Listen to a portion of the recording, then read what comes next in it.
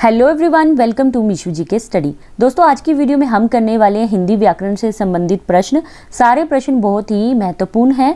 अगर आप किसी भी गवर्नमेंट जॉब की प्रिपरेशन कर रहे हैं तो ये प्रश्न आप लोगों के लिए बहुत ही बेनिफिशियल होने वाले हैं, तो वीडियो को अंत तक जरूर देखना। चलिए फिर आज के क्वेश्चन करते हैं। हमारा पहला प्रश्न है, त्वर्ग का उच्चारण स्थान क्या है? त्वर्ग में कौन से वर्ण आते हैं?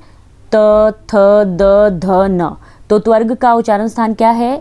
तो इस प्रश्न का सही उत्तर है बी, दंत। जब भी हम त, थ, द, ध, न बोलते हैं तो हमारी जो जीभ है वो दांतों को टच करती है, इसीलिए इसका उच्चारण स्थान दंत है। दूसरा प्रश्न है, पवर्ग का उच्चारण स्थान क्या है? पवर्ग में कौन से वर्ण आते हैं? प, फ, ब, भ, म। तो इनका उच्चारण स्थान क्या है?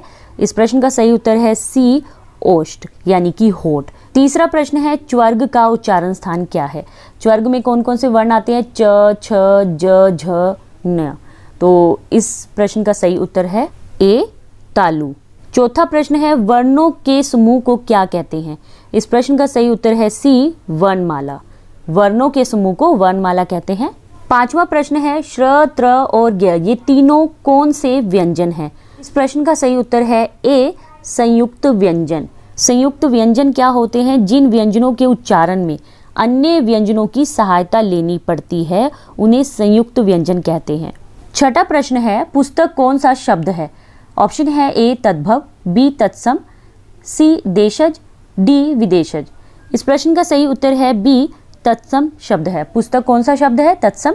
तत्सम कौन से शब्द होते हैं? जो शब्द संस्कृत भाषा से हिंदी में आए हैं, यानी कि ज्यों के त्यों प्रयुक्त हो गए हैं, उन्हें तत्सम शब्द कहते हैं। सातवां प्रश्न है, आग कौन सा शब्द है? इस प्रश्न का सही उत्तर है बी, तद्भव शब्द है।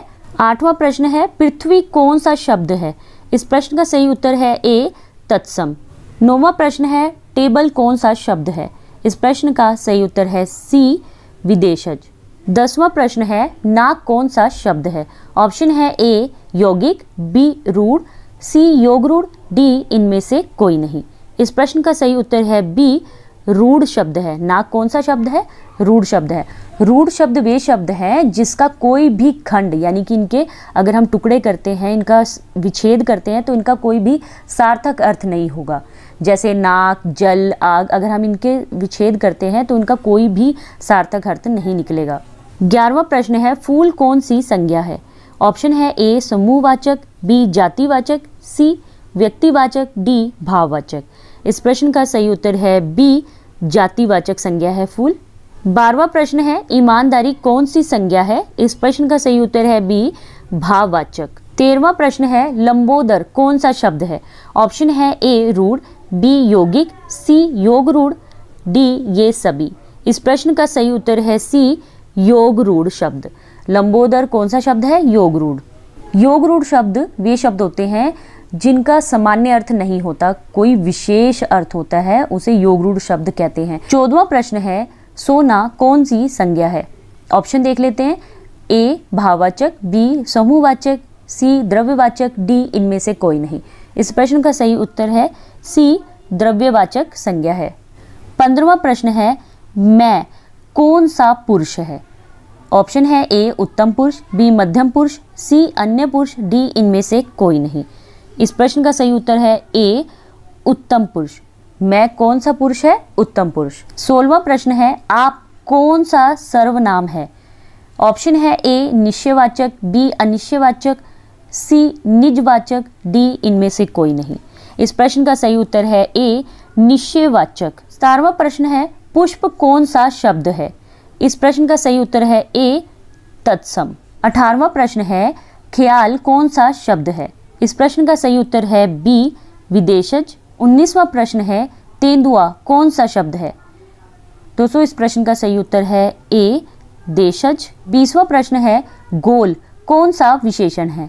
ऑप्शन है ए, सार्वनामिक विशेषण, बी, परिमाणवाचक विशेषण, सी, गुणवाचक विशेषण, डी, इनमें से कोई नहीं। इस प्रश्न का सही उत्तर है सी, गुणवाचक विशेषण है। 21वां प्रश्न है, कोई कौन सा विशेषण है? इस प्रश्न का सही उत्तर है बी, सार्वनामिक विशेषण। कोई सार्वनामिक विशेषण है। 22वां प्रश्न है, तुम जा रहे हो, ये कौन सा काल है? ऑप्शन है ए, वर्तमान काल, बी, भूतकाल, सी, भविष्य काल, डी, इनमें से कोई नहीं। इस प्रश्न का सही उत्तर है ए वर्तमान काल। 23वां प्रश्न है नाग कौन सा लिंग है। इस प्रश्न का सही उत्तर है बी स्त्रीलिंग। 24वां प्रश्न है समास कितने प्रकार के होते हैं। इस प्रश्न का सही उत्तर है सी 6 प्रकार के। 25वां प्रश्न है नवयुवक कौन सा समास है। ऑप्शन है ए कर्मधारय, बी बहुव्रीहि, सी द्वंद्व, डी द्विगु समास। इस प्रश्न का सही उत्तर है ए कर्मधारय समास। 26वां प्रश्न है प्रतिदिन कौन सा समास है। ऑप्शन है ए बहुव्रीहि, बी द्वंद्व, सी अव्ययीभाव, डी द्विगु। इस प्रश्न का सही उत्तर है सी अव्ययीभाव समास है प्रतिदिन। 27वां प्रश्न है देशभक्ति कौन सा समास है।